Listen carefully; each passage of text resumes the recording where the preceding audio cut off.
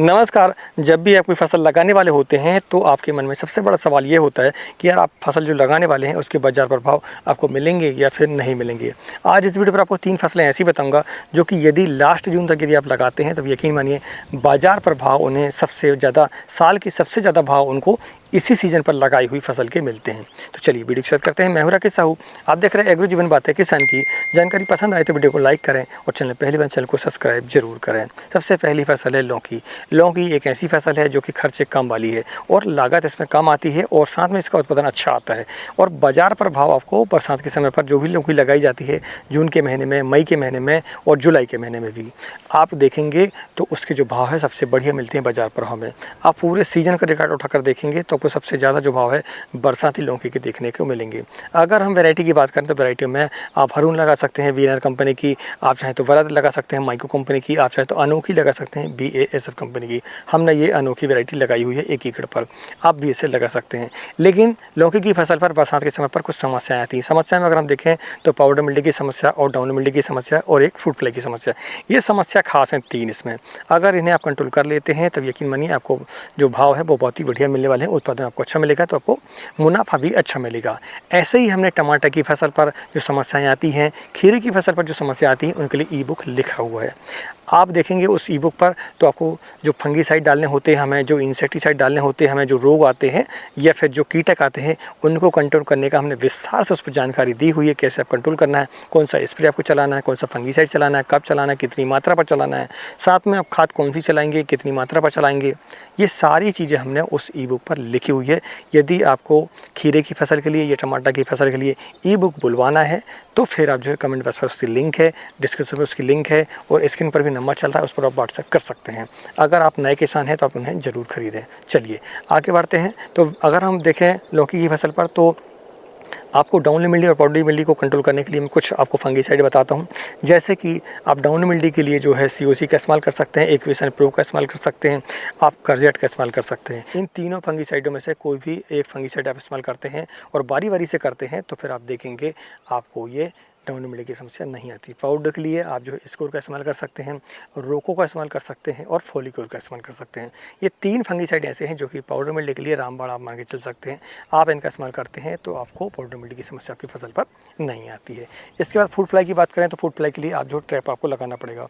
आप कितने ही कीटनाशक का इस्तेमाल कर लें आपको रिजल्ट नहीं मिलेंगे जब तक आप फ्रूट फ्लाई के लिए फेरोमोन ट्रैप का इस्तेमाल नहीं करते हैं। कम से कम 10 फेरोमोन ट्रैप का इस्तेमाल करें प्रति एकड़ के हिसाब से तो आप देखेंगे आपकी फसल पर फ्रूट फ्लाई की समस्या नहीं आती है और आती भी है तो बहुत जल्दी कंट्रोल हो जाती है। इसके बाद अगली फसल है हमारी बैगन।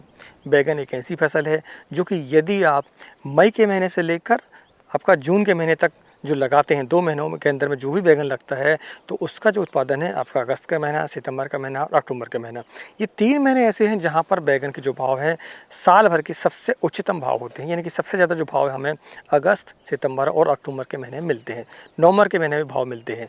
तो यदि आपका उत्पादन इन महीनों में चालू होता है तो आपको बाजार प्रभाव 25 रुपये के जी से ऊपर ही मिलने वाले हैं। अगर हम वैरायटी की बात करें तो वैरायटियों में आप वीनर का हर्ष लगा सकते हैं, वीनर का उत्कल लगा सकते हैं और वीनर का 212 भी लगा सकते हैं। आप कलर को देखें, साइज को देखें और अपने यहाँ जो चलता है उसके साथ बैगन का आप डिसाइड करें कि आपको कौन सी वैरायटी लगानी है।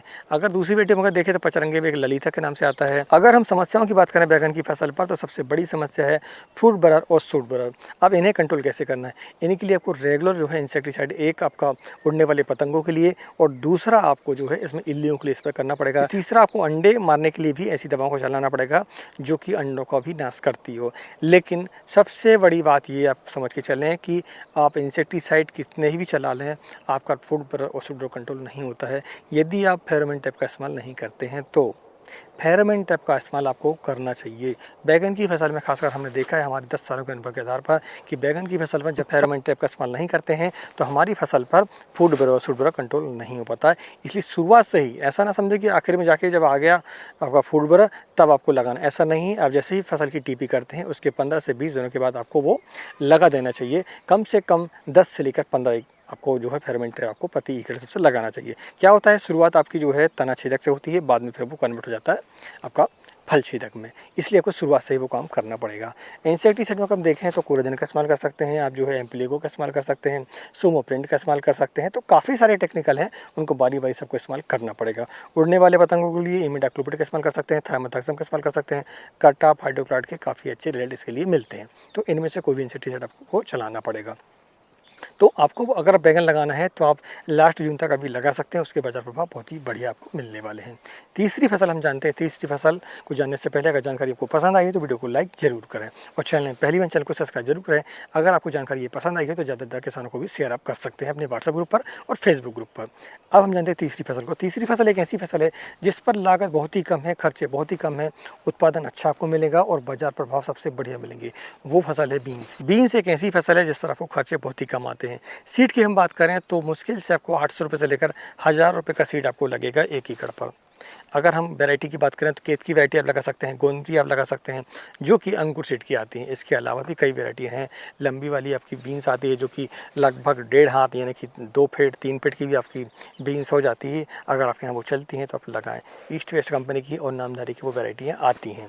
हम जो लगाते हैं वो अधिकतर केत की लगाते हैं एक, और दूसरा लगाते हैं हम गोमती लगाते हैं। दो में से एक वैरायटी हम लगाते हैं देसी सेगमेंट में, बहुत ही बढ़िया वैरायटी है। अगर आपके छोटी बीन्स चलती हो यानी कि फर्रास चलती हो, जैसे फ्रेंच बीन्स बोला जाता है, तो फिर आपके लिए मोरेलिडा बहुत ही बढ़िया है। और चियाताई कंपनी की कुछ वैरायटी आती हैं। और आपके यहाँ लोकल में देखें, आप देखिए बीन्स के लिए आपको वैरायटी का ज़्यादा अपने सिर पर लोड नहीं लेना है।